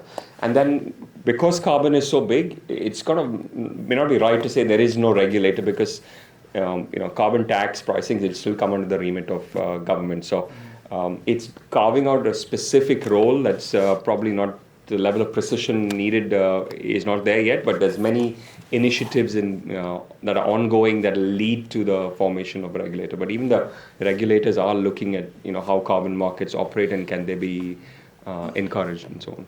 So that would be my take. I just don't know if anybody has any final thoughts or reflections. I was just Happy to. add Neelam, to that. I'm not a fan of carbon credits. I think that the main thing you should do is reduce as much as you can. And I've seen some projects being done to help businesses offset, and you leave a tree there for 5 years and it might not even be there. So it is that whole thing around people don't actually think of the long term, and also you might be putting the wrong tree there because it's non-native, or it might be native, but it's actually really intrusive now. So there's loads and loads of issues when you're looking at offsetting, so I'm not a big fan at all. But it's quite interesting what's happening with central government at the moment. So BEIS has separated into 3 different departments, and one of them does have a focus on net zero. So it'll be interesting to see what comes off the back of that, because I work quite closely with the local authorities, and their biggest gripe is what is the carbon calculation that they should all be using so they can compare pears with pears. But at the moment you're not doing that, you're comparing pears with apples, and when you go down to smaller businesses it becomes even more complex, especially if there is shared office. It's like, what's my carbon saving? I do everything that I can, what else can I do? So there are a lot of discussions to be had around that. So I'm hoping that the government is shifting in that area, but I also feel that associations should be in this space as well. So those sector association groups, they could actually push and understand what their sector needs, so at least there's an easier way to compare. fantastic. Yeah, so just mindful where we're on the clock, I want to hand back to Subhash. 2 more questions, Rishi. Great. Any other questions? Great. Go ahead. Hi. Very quick questions, rapid fire. Short-term career. I'm an IT professional, technology strategist, but at the same time, I'm also a co-founder of Agrotech in India. So my question is coming back to the previous point, right? International politics. There is always the things going on like developing countries versus developed countries and things like that. But do we have any real numbers, right? Like which country or region? When I say region, like maybe a continent, Americas, Asia Pacific, Europe. Do we have any real numbers that who is doing really well and ahead of the game and setting up an example for others to follow, right? Because the politics will go on, the COPs or conferences will go on, but do we have anything, do you know like any countries or continent really ahead of the game and they want to set up an example so that others will follow the path in terms of setting policies, getting the right investments, getting the right R&D sections set up and all these things. So on that line, please. Okay. Now, that's a $1 million question. We won't be here if there were very good examples. I think there's always, we do a lot of benchmarking analysis, and there are always countries who set the benchmark. So when you talk about, for example, sustainable agriculture, there's a lot of Western European countries who are doing amazing sustainable agriculture. They emphasize seasonal produce. They tax products from other parts of the world more. So you will actually pay more if you buy something from Colombia or South America in Western European countries, especially Scandinavian countries. They're very particular about carbon footprint of their products. You go to Norway, Sweden, they heavily emphasize seasonal produce, for example. These countries are doing really well on energy footprinting as well. They monitor how many flights their citizens are taking. So you have some countries who do really well in certain things, some countries and others. The Middle East countries like UAE takes their trade policy very seriously. They ensure they monitor all the trade-related impacts on their economy. Dubai, UAE, all of them monitor that. If you want to follow good trade policies, you go to some of those countries. Even there, you can learn from African nations. We've done a lot of case studies in Africa for resilient supply chain, local supply chains, how to ensure that local communities, cooperatives work together. So I think it's a very difficult question to say, well, I would say this country is like ultimate for R&D, ultimate for... You can see winners and good benchmarks in all these spaces. Yeah. I would just add one comment to that. So I'm a risk quant by training. So I should say, the things to look out for. So there are metrics. There are statistical organizations that put out metrics on things like carbon emissions. So you can get a rank ordering of who is greener relative to who. But the things to look out for really is, are you looking at absolute emissions? You'll have larger countries or more carbon intensive countries. So absolute emissions versus relative emissions, relative to per capita, for example, and you'll be surprised there'll be some Middle Eastern countries that feature very highly on a per capita basis. They're very small, but on a per capita basis, they have a much higher emission carbon footprint than even some very large countries in the developed world. So absolute versus relative, and then current state versus future state, right? So you can baseline it and look now, and you can have some countries just because of where they are on their energy transition are very intensive, but they have ambition or vision. So you need to factor that in. Whereas others who are, could be low but have no ambition also to change. So again, current versus future state is also very important. So things to look out for on that point. Neelam. I was just going to say, it depends. The reason why it's so complex is because everybody's got a different challenge, and their focus area and their impact to get to net zero, like their challenges to meet net zero, are all very different. In the UK, it's very intensive, mostly in East Anglia, in a really dry area with the highest growing population, and that challenge is probably something similar to the Africas, because it's like really dry, high population, intensive farming. So there's different challenges, so it's very much, nobody's going to be a front runner unless you're looking at something like buildings, which then the Netherlands are really good at that. So it depends on what part of net zero you're looking at. I did try and do this for the UK, and I couldn't work out what we were really, really good at. So it is really, really hard because it depends on who your audience is and what your key challenges are. That actually reminds me, what's really visible is that what's happening at the cities level is much more easier to recognize than at the country level. The cities are partnering more because they're facing very similar issues. And I'm talking about not one or two cities, I'm talking about like in tens and hundreds now. So you've got like the C40 partnerships, you've got the ICLEI partnerships. And because these cities have similar challenges with buildings, with transport, with air quality, with emissions, you can actually achieve impact at scale. Yeah. Who's next? Anand?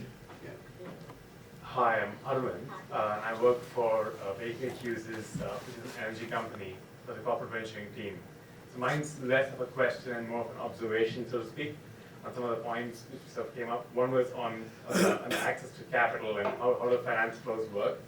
Just want to chime in with the fact that there is, despite the fact that many sort of prototype technologies in CleanTech are not necessarily financially viable on a standalone basis, some of them are, and sort of driven by IRA and sort of, let's say, subsidized approaches. They're fast approaching, I guess, point where they could be commercially viable, and so the ROIs sort of start stacking up, and they start considering the ancillary ecosystem in which they participate, and because of the social costs, and also the fact that you can, in circular economy, there's actually value to be created. The funding isn't as dry as we think it is, and there is money to go around. It's just tough one to kind of bet on really nascent technologies, but I think there's a lot of capital available for the right kind of projects. Just 2 cents. Really good to know. No, thank you for that. So maybe we end on that very positive note that there is. Oh, there's one more. Okay. Yeah. Sorry. Sorry, just one final question. My name is Shub, and I study at Queen Elizabeth School in Barnet. And I just wanted to ask about how we think that, how you can convince governments and firms to invest in climate technology. Right now I think that there's quite a short-sighted mindset, especially, governments looking to get to the next election, companies looking to post profits for their next shareholder meetings. So how can we change that mindset and tell governments and tell companies, anyone who's able to invest in new climate technology, like synthetic fuel or hydrogen, solid-state batteries, what can be done to tell them and influence them, show them that we actually need investment and progress now? So for me, let everybody, maybe it's a good note on which the panel to close on. For me, it's telling them about what I'm going to call the green race.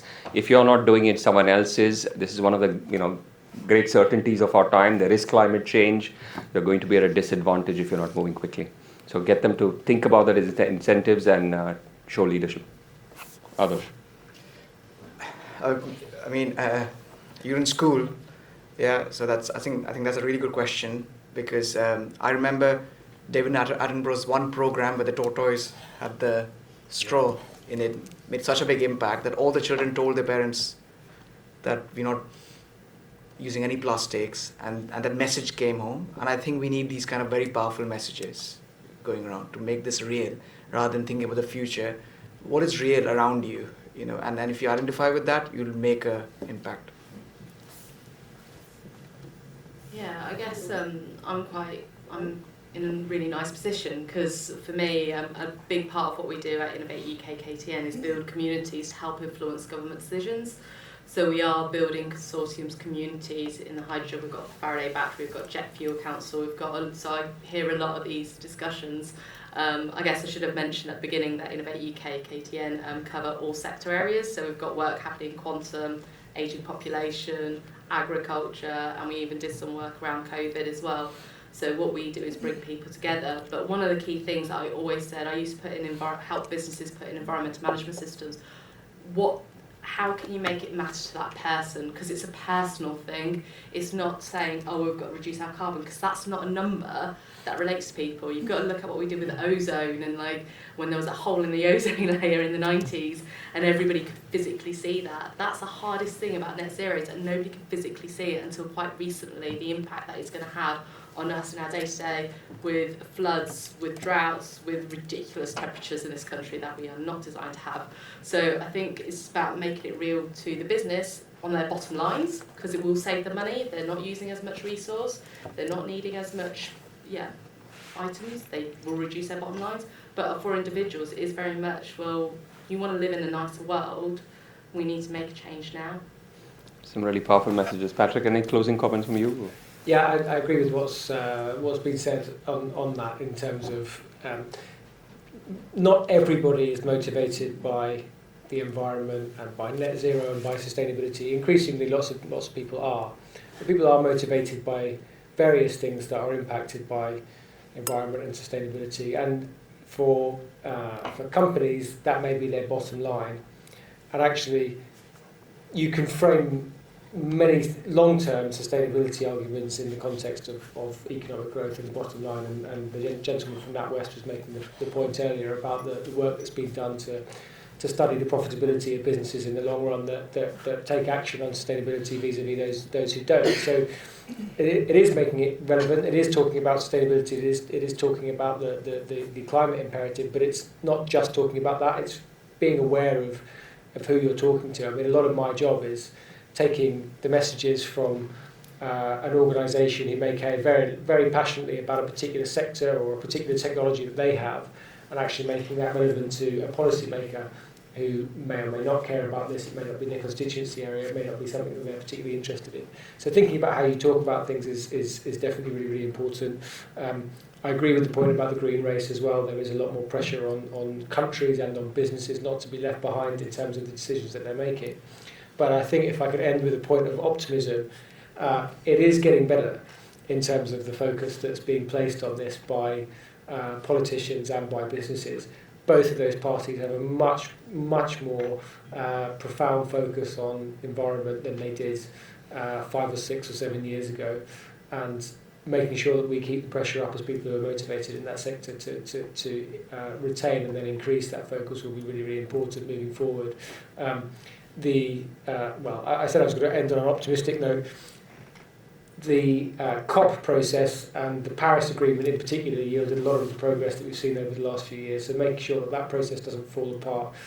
There's a few concerns, I think, about the next COP in the UAE and some of the influence that fossil fuel companies may have there, but overall the direction of travel is positive. We just need to go a lot faster. Fantastic. Some really powerful and positive messages to end at, and I'm going to hand back to Subhash, but just remains for me to, on behalf of the panelists here, to thank you for a very stimulating discussion, and hope you found the conversation insightful and informative. So over to you, Subhash. Thank you. Thank you, Ruth, and thank you everyone out here. I think this was a pretty engrossing, interesting, and engaging discussion, if I may say, to the least. I think we had close to about 45 people in the audience, which is fairly decent. And honestly, that's also sort of breaks the previous score of 43 by 2. So I think we're probably progressing. So I think, first of all, it would be my pleasure to sort of thank each of the panel members out here for being here, for entertaining each of the questions and patiently responding to each one of them. I think, please give a round of applause for the whole panel. We don't have too much time left because I think we need to shut down by 9:15. Yeah, well, that's fine. Wonderful, thank you so much. So before I sort of, I don't want to become a barrier between the drinks and my long speech, but a couple of quick things. The next Tech Tuesday is going to take place on the 4th of July. The topic for discussion is universities and innovation.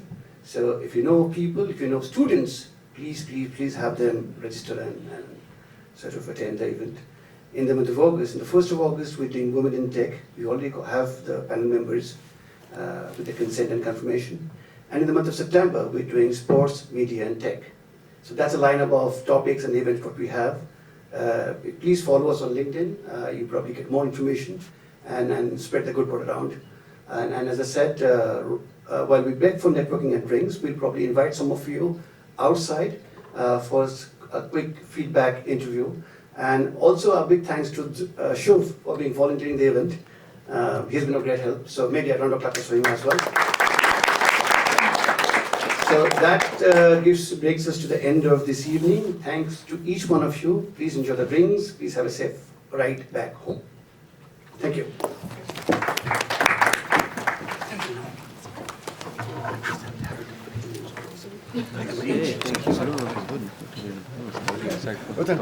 Thank you. Hey, thank you. Yeah, thank you. Appreciate the invitation. Thank you so much. Thanks a lot. You want to take a photo? Oh, okay. Can we just stand together? Is that?